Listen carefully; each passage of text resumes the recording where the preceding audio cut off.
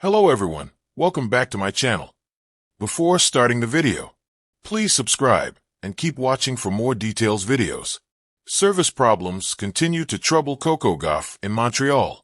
Coco Gauff says she is disappointed with herself after struggling with double faults for the second match in a row at the National Bank Open. The top seed clawed her way back from a set down to defeat Russia's Veronika Kudermetova 4-6, 7-5, 6-2. But in the process produced 14 double faults, with 13 of those occurring during the first two sets. Gauff also struggled with her serve earlier in the week against compatriot Danielle Collins, hitting 23 double faults in that match to bring her total in the tournament to 37. The American is playing on the WTA Tour for the first time since Wimbledon after opting to miss last week's City Open to work on her serve. There's positives and there's negatives, Gauff said of her current form after beating Kudermetova. Obviously, I am disappointed in myself when it comes to that part of the game, her double faults, because I didn't play DC to work on that and made changes to that. Doing well in practice and serving really well in practice. I just would like it to transfer to the match. It does give positives that I'm winning these matches, having literally like one part of my game on a crutch. So it's like if I can stand on both feet, then I can only imagine that it would be a lot more straightforward and a lot easier for me. According to OptaAce, this year Gauff also hit 42 double faults at the Italian Open and 38 in Indian Wells. So far this season, no player has managed to produce more than this at a WTA 1000 event. I don't want to lead that stat, and I want to do better, she said. I know I probably won't be ever double fault free, but if I could get that to 2%, 3%, it would make a big difference in just making these matches a lot easier.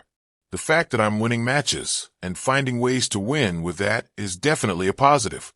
But I'm a tough critic of myself. I know I can do better, and I know I should do better. It will get better. It's just a matter of time.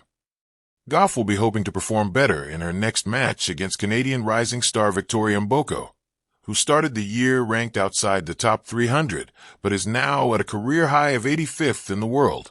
Mboko defeated Marie Bouzkova 1-6, 6-3, 6-0, to become the youngest home player to reach the last 16 of the Canadian Open since 1988. She's definitely playing like one of the top players in the world right now, Gauff said of her next opponent. Her ranking will match that soon. It will be a tough match. Gauff is bidding to win her second title in 2025 in Montreal after the French Open. The humid Montreal air hung thick like a wet towel on center court. Every bounce of the tennis ball echoed like a question Coco Gauff had no clear answer to. She stood at the baseline, her racket resting lightly in her grip, but her mind battling a storm again. Another double fault. Another glance at her team. Another sigh. Montreal had been kind to Gauff in the past. The fans adored her spirit, her relentless defense, her charisma. But in 2025, it felt like the city had become a mirror, reflecting a side of her game she just couldn't tame. The serve. Her match against Petra Martic should have been straightforward. On paper, Gauff was the clear favorite, ranked third in the world, with a U.S. Open trophy already in her cabinet. But numbers can't measure nerves. They don't predict how your wrist tightens when a serve goes long. And they don't account for the mental tug-of-war that begins when a simple motion betrays you. Coco had just committed her 11th double fault of the match. The Canadian crowd, loyal and hopeful, offered polite applause to Martic, who took the gift with composure. Coco walked toward her towel slowly, like someone searching for answers rather than sweat relief. A pattern in the chaos. This wasn't new. Throughout the 2025 season, the serve had haunted her like a recurring dream. At times, she looked unbeatable, storming through opponents with pace, agility, and that trademark forehand that snapped like a whip. But then came the toss, the pause, the overthinking, and the result, a serve into the net or wide enough to land in a different zip code. Analysts on ESPN had been dissecting her service motion for months now. Some said the toss was inconsistent. Others said her follow-through was too tight. But what most agreed on was that the issue wasn't just technical. It was psychological. She's battling her own serve more than her opponents, said Lindsay Davenport during a post-match analysis. And that's dangerous when you're playing at this level. Every mistake gives your opponent momentum, and it gives you doubt. A whisper between serves. Back on court, Coco regrouped. Down a set and a break, she clenched her fists and whispered something. Maybe a prayer, maybe a mantra, maybe just frustration bottled up too long. Her coach, Brad Gilbert, watched stoically from the player's box, arms crossed, face unreadable. During changeovers, Coco sat stone-faced. The roar of the crowd became background noise.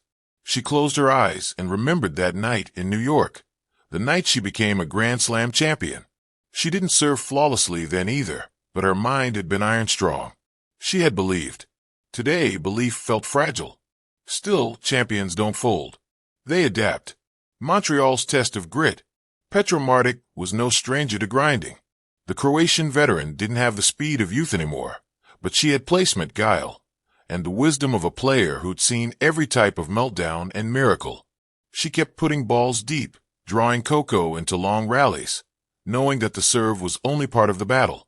Midway through the second set, Gauff started clawing back. Her footwork impeccable. Her cross-court forehand biting.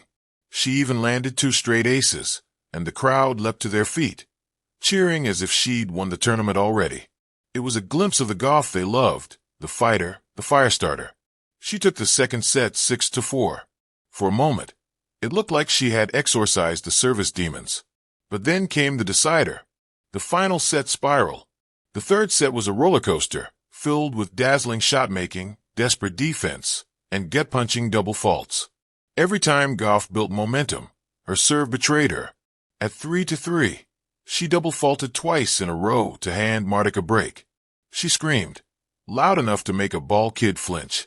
Not at anyone, not even at herself, but at the frustration that her hardest hours in practice couldn't seem to fix this. "Come on, Coco," someone shouted from the upper stands. She looked up briefly, eyes burning with a mix of gratitude and helplessness.